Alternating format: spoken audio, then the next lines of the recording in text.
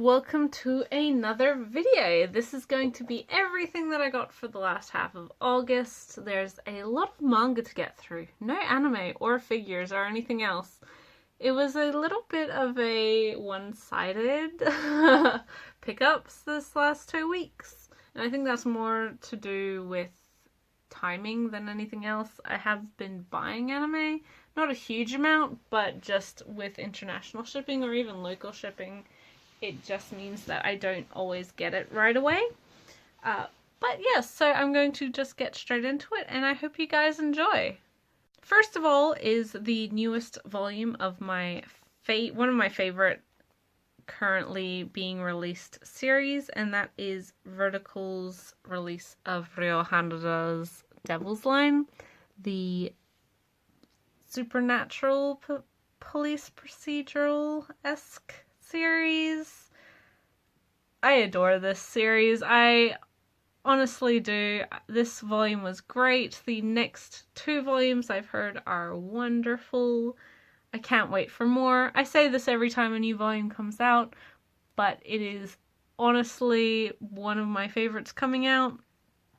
It does things in a way that are just so fascinating, and although it's sort of a well-known and tired trope almost, it doesn't mean that it has no originality to it. And everything that this series does always makes me want to read more. It's constantly engaging while still being approachable. It doesn't confuse things. It doesn't prolong mysteries like some series do, where you're constantly waiting for answers. This series gives you answers within apt time, but presents more questions, so it is constantly evolving as well. You don't just have to wait for 20 or 30 volumes for one grand mystery to be resolved. There's lots of smaller things and that can be explored and discovered. So in that sense, it works really well and staying engaging too. Yeah, Vertical has done a great job. Hanada is a wonderful writer, and her artwork I really like it. I know some people don't, but I really like it. These covers are beautiful, and I cannot wait for the next volume. Followed by another Vertical release. I haven't yet finished reading this one, but it is the single omnibus volume of Asumiko Nakamura's Usabora, The Story of a Novelist, where a novelist ends up finding himself drawn into plagiarism and discovers a young woman who really resembles his main character. It's a mature story, and I haven't read, like I said, I haven't read this completely, but from what I've read of Nakamura's previous works, which isn't a huge amount, I've read Dokusei or Classmates, and I've also read the short in Neo Parasite F. She's the cover artist for, and the first story in that volume. I really like what she does, and what I've read of this, which is really only the first volume, is the melancholy tone of it. It's very good. I can't wait to read more. It's an interesting dilemma and an interesting story, so I'm intrigued to actually finish this one. And I've been wanting to buy this one for ages. This is one where I've heard nothing but really great things, and finally commit to actually buying it. I didn't want to wait too long, because another goal that I've set now that I've finished, and I'll come to it a little bit later, but now that I've finished my completion challenge, or Apollo Gray's completion challenge that he set up for this year, my next goal for the rest of the year is to pick up one-shot volumes of series or of things that I've wanted to get for a long time. So there are a couple in here, and yes, I hope to get more in the future. Now, after saying what I did about the completion challenge. I did actually finish all of the manga that I wanted to get for that completion challenge. I still have one light novel thing I need to get, or finish up one light novel series, but this month I finally finished up Ottoman. So I have volume 13, volume 14, volume 16, and volume 17. So this is an 18 volume series, one that I finally finished. I just finished reading it yesterday, and I have to say I really enjoyed it. I had good hopes for it because it was written by Aya Kano, who is her current series Requiem of the Rose King is being published. But these two series are very, very, very different. One being a very light-hearted, fluffy shoujo high school romance, the other being a very dark, twisted Shakespearean tragedy about the War of the Roses. But despite that, they both handle the topic of gender roles and expectations very, very well, and in a similar sense. As for this particular series, I would highly recommend it to shoujo fans who haven't read it yet, especially if you're a fan of My Love Story. It's not exactly the same, but it gives me the same sort of feeling. It has a somewhat similar premise, but the overall lightheartedness and tone of it is very reminiscent of that. So if you are a fan of My Love Story, which I know a lot of people are, I would encourage you to try this one. They're, like I said, they're not exactly the same, but this one is just as sweet, lighthearted, and funny as that one. So yes, I hope people give this one a try. It's been out for ages, I know. But it deserves the read, because it really is little more than what necessarily the premise suggests. And I can always, I can just say how much I always appreciate a series that likes to push against gender roles, especially coming from a country that is so ingrained in gender roles usually. So yes, Ottoman was wonderful. I'm so glad to finally own all of it, and yep, nothing really more to say about that. Next is a new release, one that I think came out either earlier at the beginning of this month or it came out last month, I can't remember. But this is one that I bought the Kindle version for, read, enjoyed it so much that I decided to pick up the print copy, which is not usually how I do things. Normally it's the other way around, honestly. But this is Kakegurui, or Compulsive Gambler, by Homura Kawamoto and Toru Naomura. And it is set in a high school, an elite high school, in which gambling is encouraged to teach students the art of the deal, and sort of works on the same logic as Baka and Test does, and Assassination Classroom, where people who are bad at gambling or who lose games are pretty much screwed, whereas people who are very good at it rule the school, as it were. Just another way to separate social classes. This is a series that is currently getting an anime release. I've heard nothing but good things about it, although it isn't exactly available via legal means. I'm going to wait until Netflix has it out so I can watch it. I haven't been really watching too many seasonal things lately, just because I don't have time and I have a large backlog. But from what I've seen of the opening, which was done by Sayo Yamamoto, if you have watched my videos, you know I'm a big fan of hers. And it looks marvelous, so if nothing else, the opening is brilliant for that show. And what I've read of this volume, story-wise, despite being at a somewhat overdone or tropish setup in manga. It is still quite good.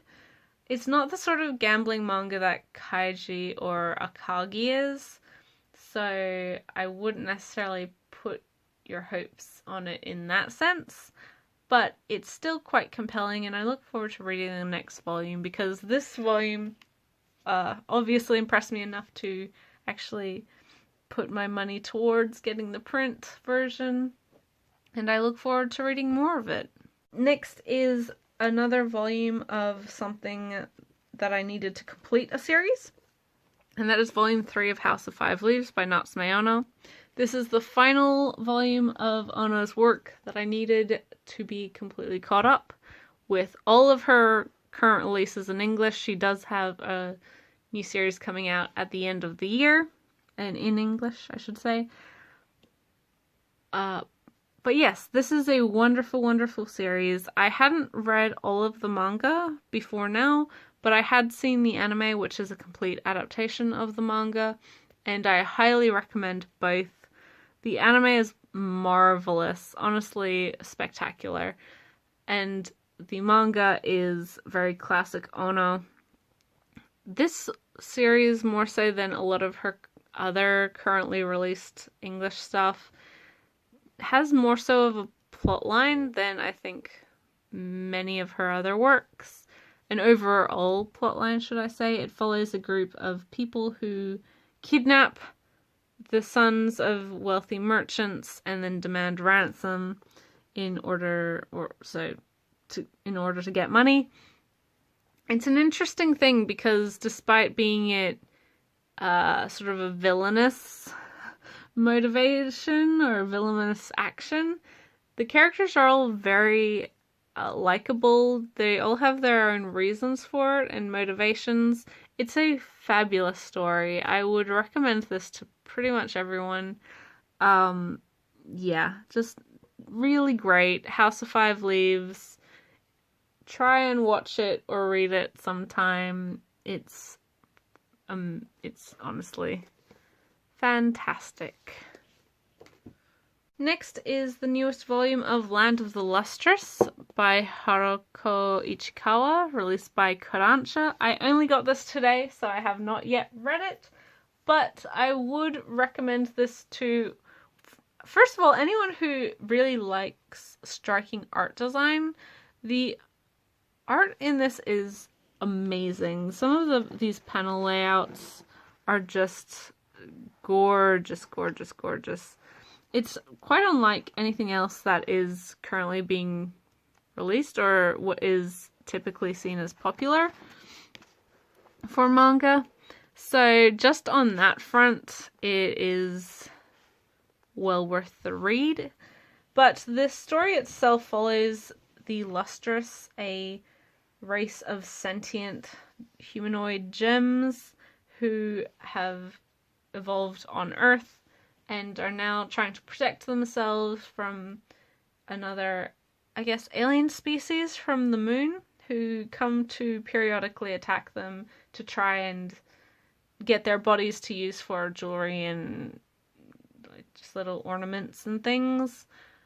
So if it sounds, I said this was the first volume, and it even says on the back, they really tried to, like, it seems they're appealing to Steven Universe fans, but even if you don't like that series, or you haven't seen that series, or you have no interest in that series, don't pass this over just because it has a similar premise with sentient gem beings. They are two very, very different stories. This one, despite having that human or moon and gem conflict, or alien and gem conflict, and having quite a lot of battles and that sort of thing in this, our main character Foss is very much an outsider from the rest of the group of Lustrous. They have a Mohs hardness of 3.5, which in geology terms means that you can scratch or break it with a fingernail, which means that Foss isn't able to become a warrior or soldier to fight against this moon race. And with their color, this really luminous, gorgeous green, it's a color that, or it's a gem that the alien race wants. So Foss is basically just a huge liability if ever put into battle.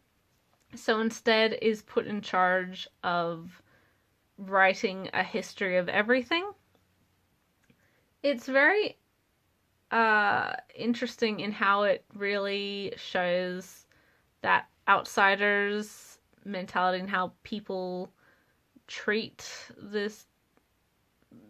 others that should fit within what is expected but don't. I don't know, it's hard to explain, but it's really very good. Foss is an interesting character, as is Cinnabar, another Lustrous who is marginalized, not because of their hardness, well, kind of. The boiling point is very, very low, so whenever Cinnabar is out, whenever they speak or do anything, they ooze a toxic liquid, which means that none of the other Lustrous can interact with them safely, and the world or earth around them, the actual dirt and plants and water is affected, turns toxic, and so Cinnabar is usually put on night watch, and because of their color isn't really in any danger of being attacked by the moon people. So it really is this meeting of two outsiders becoming friends and finding their place within the society where everything is so structured and expected. I don't know. It's really good, guys. And I haven't read this volume, like I said, but I look forward to getting to it pretty much right after this video is done. So, yeah. Another one-shot manga that I've been wanting to get for years and years and years and finally did what is Helter Skelter Fashion Unfriendly by Kyoko Okazaki. This is a josei series following sort of the realities and cold hard truth of of show business, and how quickly individuals can lose notoriety within pop culture. That sort of thing. So how difficult it is for stars to remain relevant, and the lengths that especially young women go through in order to keep themselves relevant within the media's eyes. It's very much a scathing look at the whole show business, as well as plastic surgery and the expectation of drugs and alcohol, and compared to the behavior of how celebrities should be acting. And again, the short shelf life of many young celebrities. It's very interesting. I wouldn't say it's an easy read, but it's very, very, very good. If you're a fan of Moyoko Anno's In Clothes Called Fat, or the recently released My Lesbian Experience with Loneliness, I would definitely recommend this if you haven't read it already. Kyoko Okazaki's artwork is not the most typical, but if you're used to Anno, or if you've read Pink by the same author, then you know what to expect. This is a good volume.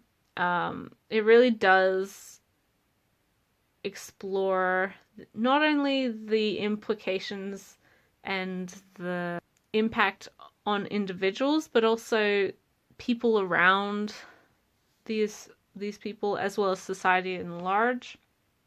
So it's great. I really liked it a lot. I expected to like it, but I really liked it a lot, a lot, a lot, a lot. So, yes, I can understand why so many people regard this so highly, because it is really deserving of its notoriety, shall I say.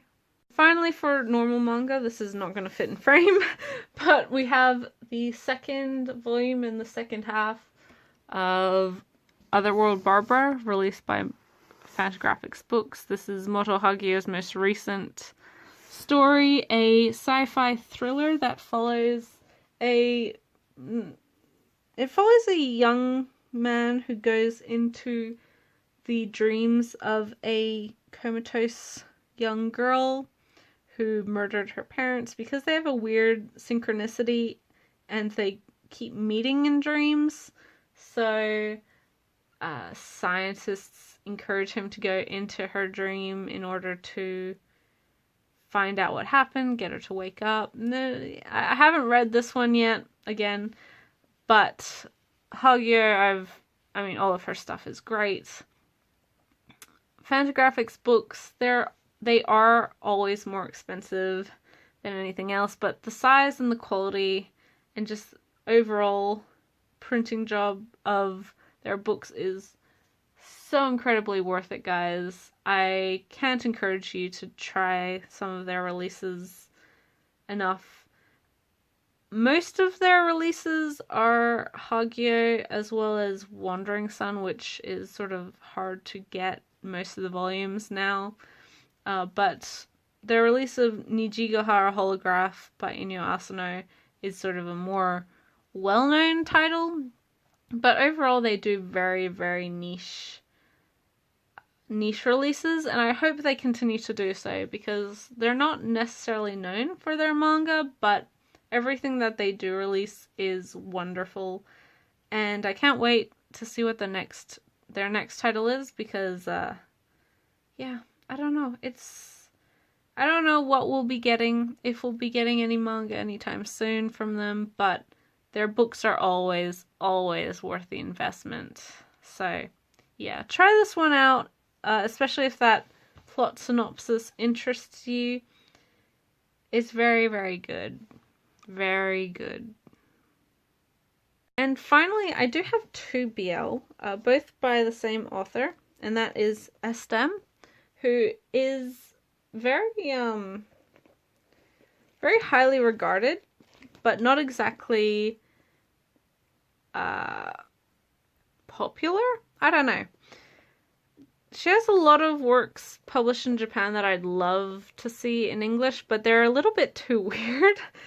And it's an interesting thing because there is so much of a sort of magical or whimsical fantasy twist on some of her works.